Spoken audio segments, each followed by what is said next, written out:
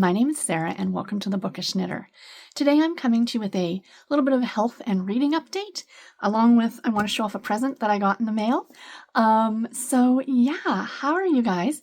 It is Friday, so I guess this is kind of a Friday Reads too. Yeah, we're going to call this a Friday Reads.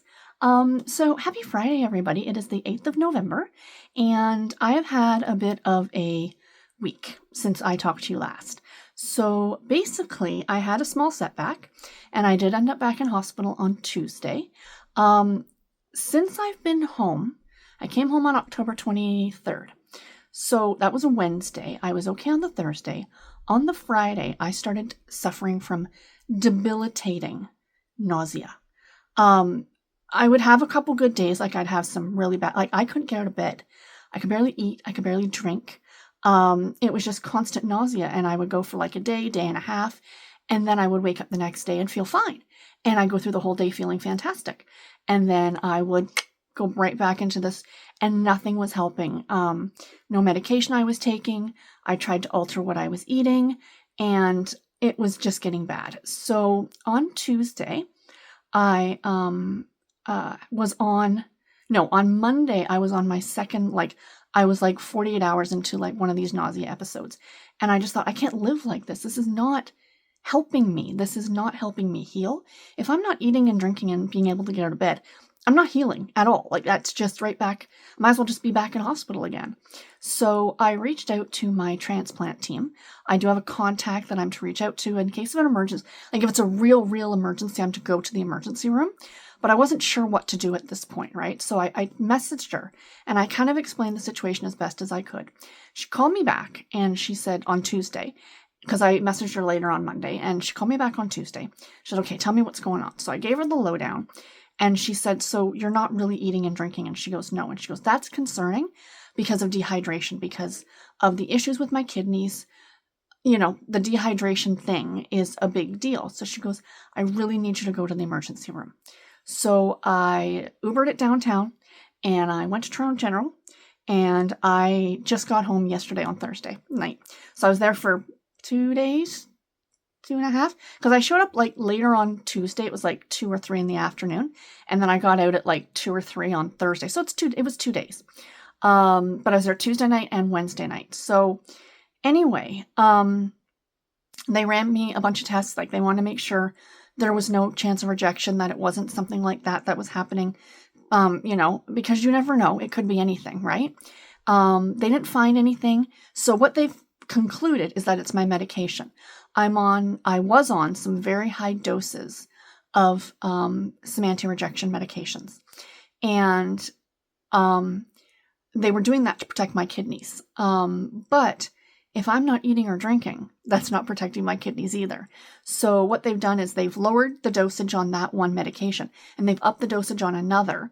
It's the science. It's everybody's body's different. Everybody reacts differently. So since Tuesday, knock on wood, I have been nausea-free. I've been able to eat and drink and be merry, and I'm very, very happy. They also sent me home with some anti-nausea medication that I'm to take if I need to. Don't take it if you don't need it. But if I fall into an episode again, take it. And it's they said gravel, don't take gravel is garbage. It doesn't do anything. But this medication, because it's prescribed or whatever, is going to make a difference. So that's a great thing. I'm happy about that. But the other reason I'm kind of it sucked being back down there, you guys, for a couple days. It really, really did. I spent the first night in emergency, which sucked. If you've ever tried to sleep in the emergency room, it is impossible. And then the second night, luckily, they got me a room upstairs on the transplant floor. And so I was able to get some sleep that night, which was fantastic. And then I had my biopsy on Thursday, or yesterday. So I was there anyway for that. So that's great. And so I got all this stuff done. But anyway, when they were running the tests, they actually found a clot, that I have a small clot, I think in my leg or something like that. So unfortunately, fortunately they found it. I would rather it be found than not. I'd rather it be found now than found when it's too late. So anyway, they've got me back on blood thinners, unfortunately. So I have to give myself injections every morning for the next 3 months. And they'll reassess and check to see if the clot's still there. If it's broken up, then we're good. We're kosher. go on with my life. But if not, then they're going to put me on an oral medication instead of me having to give myself injections, which, you know what, it is what it is. I'm going to do what I have to do. This is all part of the process. It is not, no one said this was going to be easy, the healing part, and I'm still doing phenomenal. Like I think, all things considering, I'm doing pretty good. You know, if that's the worst thing I will have to deal with, so freaking be it. You know what I mean? It was unpleasant for like a few weeks having this nausea. I wish that I had done something sooner. But everybody says that in retrospect, right? That they wish they'd done something sooner about it. So yeah, so that's where I've been. That's what's been going on. That's why there hasn't been as many videos as I wanted. I was actually going to do my transplant journey video, but I've actually decided now, the more I'm thinking about it, that I'm going to hold off until the new year. I want to give myself like 3 months post-transplant, and then I'm going to do that video. Because something like this that cropped up, you know, if I had done that video as soon as I got home, that part of it would not be, and that's not a realistic journey. You know, I think you need the months following transplant to really tell a realistic journey. Like, I don't know what's going to happen this month. I don't know what's going to happen next month. I don't know what's going to happen in January. You know, I mean, stuff can crop up at any point, but I do want to do the video probably around my 3-month mark, because that's when they say I should be completely healed. You know, the scars, they're super, super happy with the way my scars look, and so am I. Oh my, I cannot believe how good they look. Like, for a scar, they look fantastic, and I'm pretty impressed. And there's still another couple places on my body that need to really heal. You know, I had tubes in my stomach, so there's that part that needs to heal. There's something on my leg. I still have to have the biopsies, of course. So, you know, I had it yesterday, so the vampires got me. The biopsies are completely unpleasant, and I hate them, but they're a necessary evil, and they don't take very long. So that was my 4th biopsy yesterday. The first one I had was if I had to say this, was my favorite, because the doctor was phenomenal. It's a very anxiety-provoking experience. I'm not going to get too much into it, because I know there are people who are medically squeamish. So I've got my hand up. When my hand goes down, I'll stop talking about it. So basically what they do is they freeze your neck, and they go in with these like wires or something, and they measure the pressures of your heart, and they actually take little pieces, little tiny, like millimeter sized pieces, and they send them to pathology to test to see if there's any rejection. So I have to have that done weekly for the first month. And then if everything is good, then I go to bi-weekly. So there, I've stopped talking about it now. So the first doctor, like the medical part of it. So the first doctor was super amazing. The needle part of it, when they freeze your neck, hurts. If you've ever had work done on your teeth and you've had to have your gums frozen, or like your mouth frozen, excuse me, that needle, that pinch, that's what it feels like. And it is really unpleasant. And when I get anxious, I cry. And, you know, so I'm often laying there like crying, to be honest, because I'm anxious. And they do that. But the first doctor, like I said, he was phenomenal. He talked to me the whole time, told me what he was doing without getting too much into it. But he also was just like, so what do you do for work? You know, you're married. Do you have any kids? What about your pets? Where do you live? You know, I mean, just stuff like that, which was fantastic. The second two were both the same doctor. Now, Toronto General is a teaching hospital, which I love. I think that's amazing. But it took a lot longer because he was like talking through what he was doing to, I don't know if it was students or what, but like there was other people there. And he was walking them through like, this is what you would do next. So it took a lot longer, and that I found unpleasant. And I kind of sort of wish I'd known about that ahead of time, because I didn't. And then yesterday's was the worst. I don't know if this doctor or surgeon was trying to win an award for how quickly he could get this done. I mean, it was done lickety split. Like, I'm not complaining about that part of it. However, he was like pressing on my neck, like onto, it wasn't the part that was going into my neck. It was the pressure on my neck that he was putting, like on the muscles.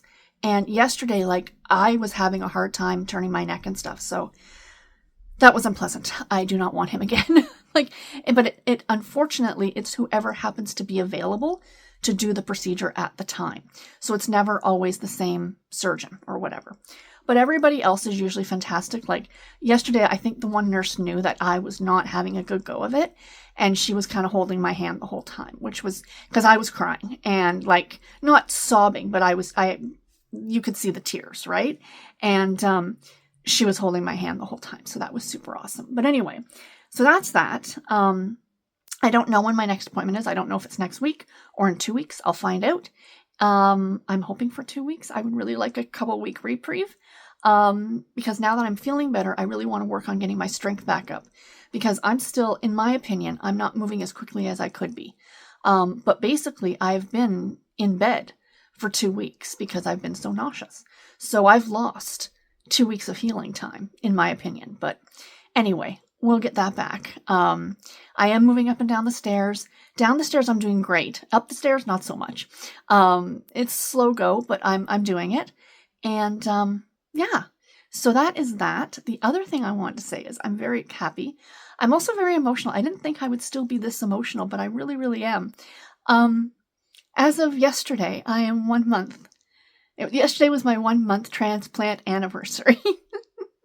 I had the transplant on October 7th. Yesterday was November 7th. And I made a post on Facebook just saying how unbelievably thankful I am to the donor and the donor's family and all the staff at the hospital and sick kids. Sorry, I didn't mean to get into this. But it is just, I don't want this to become like some sort of like platform where this is something that I like push. But I do want to say, please sign your donor card. It is literally the difference between life and death for somebody. So if you can, please sign your donor card. That's it. That's as political, or I don't even know if that's a political statement or not, but as someone who has been there, it means a lot. It means a lot. It's the most selfless thing that you can do.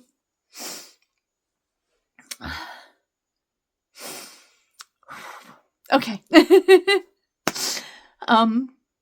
They told me I was going to be emotional for months after the transplant. For one, because of what I've gone through. And for two, because of a lot of the medications I'm on now caused like mood swings. So yeah, so that's the thing. So anyway, sorry guys.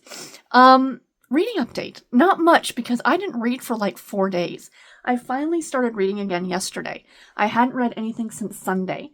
So I'm still reading the same 2 books I was reading when I talked to you guys like last week. And I am actually listening to on audio, Springtime at Saddle Run by Dolores Fawson. I'm not loving it on audio, mainly because the narrator is a male. Like, I like the dual narration. When the book is written in dual perspective, like male-female, I don't mind the back and forth. That I think is great because it's like in first person. But what I don't like is when it's just a male narrator for a romance novel. I don't know why, but I always find like the female's voice tends to sound so fake to me. But for some reason, when a woman is narrating a male's voice, it's I don't know. Maybe I've just become accustomed to women narrating most of the audiobooks that I listen to.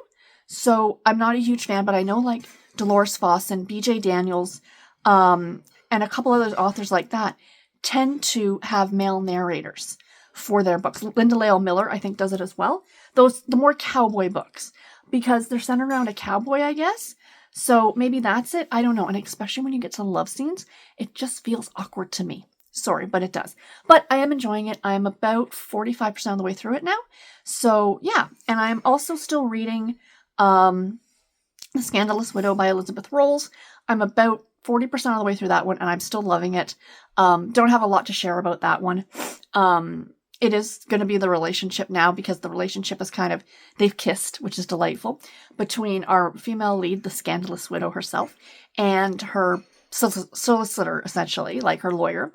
And I really love the relationship between our main character, Athena. I think it's Athena. I think that's how you say her name. And Lady Hartley. And the 2 little girls that she has taken in, her nieces, Sarah and Kate. And the girls themselves, sometimes when you get kids in stories, it's kind of touch and go. They can either like take over or not be shown enough. Whereas these girls are just in there the perfect amount. They are there to advance the story and not there in the back. You know what I mean? And the girls themselves have such great personalities. Like, they're not just like little secondary hand-drawn characters. They are characters, like three-dimensional characters. Same as Lady Hartley and same as Hugo, the solicitor. So yeah, I am still really enjoying that one. Which is strange because I'm not really as much of a historical romance reader as I used to be. But this one is just hitting all the right bills for me, so I'm liking that. And the last thing before I let you guys go is I want to share a gift that I got. I got this a couple weeks ago and I kept meaning to show it and I kept forgetting.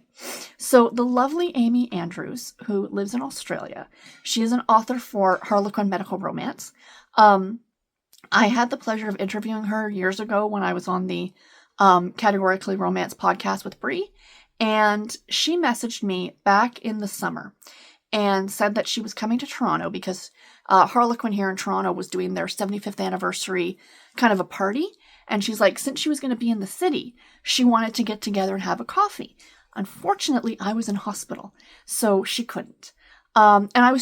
She came from freaking Australia, and I couldn't meet up with her because I was what are the flippin' chances, people? But anyway, she was actually here for about 7 weeks, because I guess if you're coming from Australia, you're not coming for the weekend. So she was in Canada for 7 weeks. And when she was out in Vancouver before she flew back to Australia, she mailed me a little package. And she's the sweetest. So not only is it Harlequin's 75th anniversary, it's Mills and Boon Australia's 50th anniversary. So she sent me this tote bag, you guys. This is my new favorite thing in the world. So it says celebrating 50 years of Mills and Boon Australia. And then there's these 3 gorgeous pictures. So they released 4 anthologies.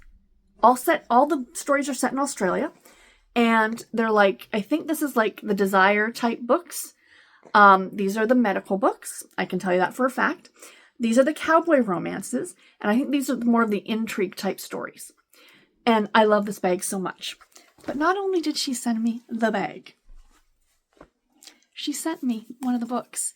And it's one of the ones that she's in. So this is Outback Nurse. And it's 3 full-length like novels, like medical romance novels. A Mills and Boon 50th anniversary collection. Can we talk about that cover? I want the other 3 books. I'm trying to source them out to find them. If anyone knows where I can get my hands on them, please let me know. I want to complete the collection. Like, the side here, like, how gorgeous are those on a shelf? And then on the back, tells you all about them. And then there's the other 4 books. So the other 4 books are, put my glasses on because I can't see anything anymore. I still can't see anything. Reunion and Marriage. I don't know who the authors are. It's too small. Outback Nurse is the one I have. Guarded Secrets is the intrigue one. And Cowboy at Heart, I think, is the 3rd one. So the books in here are The Playboy Doctor's Marriage Proposal by Fiona Lowe. We have The Outback Nurse by Carol Marinelli. And we have The Outback Doctor's Surprise Bride by Amy Andrews. So I want to read this ASAP, but I'm going to hold it off because I have a pretty full TBR for November. And December is going to be Christmas books. So this is getting read in January. This is the first book already on my TBR for January. So I'll be reading all 3 stories. So it's a 3-in-1.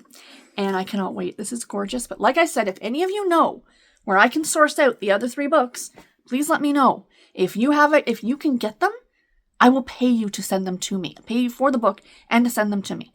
I want them. I need the entire collection because this is flipping stunning.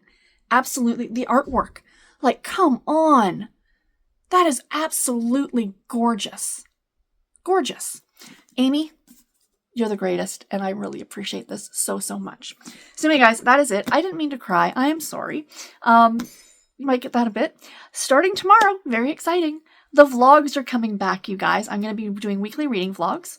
So the first one will be posted next Saturday, but don't fret. I will be having at least 1, maybe 2 videos out this coming week. We shall see how I'm feeling. If I keep feeling as good as I am going to be super happy about it. But yeah, the vlogs are coming back, and then on Sundays, not starting this Sunday, but starting next Sunday, I will be doing weekly wrap-ups. So when I do the vlogs, I won't be talking about, like, I'll say, like, I finished the book, but I'm not going to review it. I will do the reviews on Sundays. That's my game plan. But anyway, guys, that is it. I'm going to let you go, and I'll talk to you in my next video. Take care and happy reading, everybody. Bye.